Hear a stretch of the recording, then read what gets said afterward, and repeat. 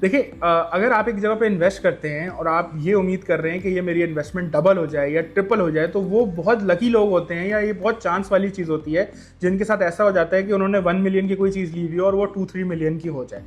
तो हम बेसिकली जो इन्वेस्टमेंट्स करवाते हैं या हमारे जो ट्रस्टेड इन्वेस्टर्स हैं और जो हमारा सर्कल है, इसमें हमारे फैमिली मेम्बर्स भी इन्वॉल्व हैं, दोस्त यार भी हैं और डिफरेंट हमारे क्लाइंट्स हैं वो भी इन्वॉल्व हैं। तो उनका बेसिकली 6 to 8 मंथ्स का प्रोसेस होता है, जिसमें हम उनको ये कहते हैं कि आपने अगर एक चीज़ एक सर्टेन पॉइंट पे उठाई है, आपने 1 मिलियन की उठाई है, आपने 2 मिलियन की उठाई है, तो उसका एक स्पेसिफिक परसेंटेज जब रीच हो जाएगा, बेशक आपको मजीद पोटेंशियल नज़र आ रहा हो, बेशक आपको नज़र आ रहा हो कि ये मुझे आज 3 लाख रुपए फ़ायदा दे रहा है तो ये कल को 6 लाख रुपए देगा, लेकिन उसके बावजूद आपको ये देखना होता है कि अभी I am getting the 3 lakh रुपए वर्थ जो मुझे बढ़ रही है इसमें। तो कभी भी लालच नहीं करनी चाहिए, हमेशा अपनी अमाउंट को रोलिंग में रखें।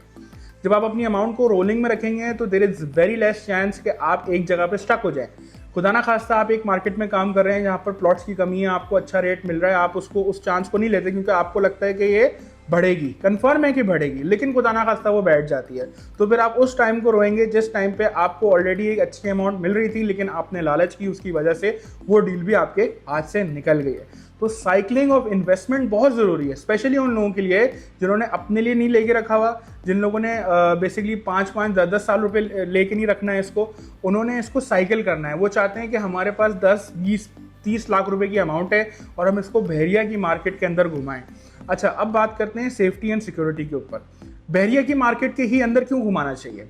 मैं पिछले 7 साल से यहाँ काम कर रहा हूँ और मेरी यहाँ काम करने की जो एक बेसिक वजह है, जो मैंने स्टार्ट किया था, ये था कि डॉक्यूमेंटेशन और जो इनके प्रोसेस हैं बहुत सिंपल हैं और आपके सारे डिजिटाइज्ड हैं। यानी कि अगर आप एक प्लॉट खरीदने आते हैं, एक विला खरीदने आते हैं या एक अपार्टमेंट खरीदने जाते हैं, तो आपको रद्दी भर के फाइलें नहीं दी जाती, आपको एक डॉक्यूमेंट दिखाया जाता है, या तो अलॉटमेंट होता है या ट्रांसफर लेटर होता है या आपका पोजेशन लेटर होता है।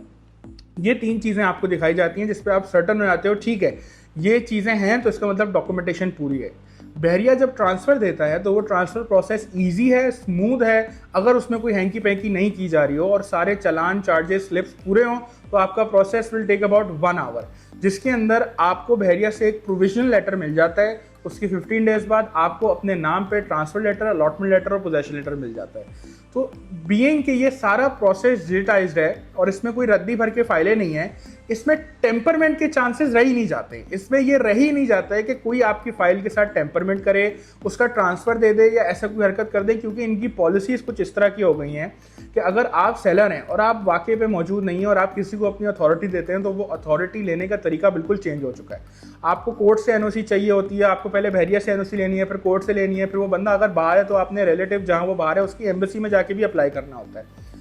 गालिबन अगर आप बायर हैं तो आपका बहरिया में मौजूद होना ज़रूरी नहीं है। आपका रियल एस्टेट एजेंट वो प्रॉपर्टी लेके आपके नाम पे कर सकता है एक सिंपल अथॉरिटी लेटर के ऊपर, लेकिन जब आप उसको सेल करने जाएंगे तो हम ये प्रेफर करते हैं कि आप फिजिकली वहाँ मौजूद हो, क्योंकि अगर आप वहाँ मौजूद नहीं है तो जो उसका प्रोसेस है और उसका डेटा है और उसकी सारी चीज़ें, वो एक बहुत लंबा प्रोसेस है। बीइंग सेड दैट, ये अच्छी बात इस तरह से है कि अगर यहाँ पर लोग इन्वेस्टमेंट करना चाहते हैं और वो चाहते हैं कि मेरा बच्चों के पास ये चीज़ जाए या उनके बच्चों के पास ये चीज़ जाए, जाहिर सी बात है हर तरीके की इन्वेस्टमेंट है, करोड़ों की भी इन्वेस्टमेंट है, लाखों की भी इन्वेस्टमेंट है, तो वो आप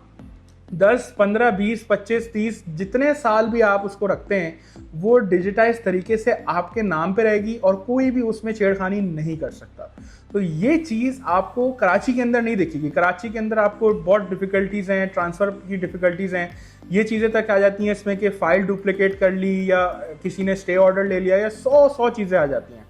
यहाँ रेंटर्स मार्केट के लिए भी बहुत अच्छा है कि अगर आप अपना विला रेंट करते हैं और उसको प्रॉपर तरीके से बहरिया टाउन की रजिस्ट्रेशन सिस्टम के अंदर रजिस्टर करते हैं, खुदा ना खास्ता अगर आपका टेनेंट आपको रेंट टाइम पे नहीं दे रहा है या आपके विला में कोई नुकसान कर रहा है, तो बहरिया आपके साथ जो है वो क्या कहते हैं, टीम अप करता है। बहरिया उनकी यूटिलिटीज़ कट करेगा, बहरिया उनको नोटिस भेजेगा, फाइन्स भेजेगा, मतलब वो इस सब चीज़ों में आपके साथ खड़ा है। और इनके प्रोसेस इस तरह के हैं कि अगर वो बंदा भागने की कोशिश करे या अपना सामान लेके जाने की कोशिश करे, तो बहरिया के गेट पे आपको गेट पास मिल ही नहीं सकता जब तक जो है वो ओनर का अप्रूवल ना हो, बहरिया का अप्रूवल ना हो या ड्यूज़ और फाइन्स क्लियर ना हो। तो इस तरीके से ये चीज़ कराची में नहीं है। कराची में होता है कि कोई प्रॉपर्टी आप रेंट करें, आप 4 महीने बाद उस पर आ रहे हैं, अगला बंदा 2 महीने से रेंट नहीं दे रहा, जब आए तो सैनिटरी गायब होती है। मतलब इस तरह की छोटी छोटी हरकतें हो रही होती हैं बहरिया के अंदर, जो यहाँ पीस ऑफ माइंड आपका ये है कि अगर आप बाहर भी बैठे हैं और आपका एक कॉम्पिटेंट रियल्टर यहाँ बैठा हुआ है, तो वो सारी चीज़ें यहाँ से बैठ के through email, through completely digitise system manage कर सकता है, जो कि आपको कराची या डीएचए में कहीं अवेलेबल नहीं मिलेगी।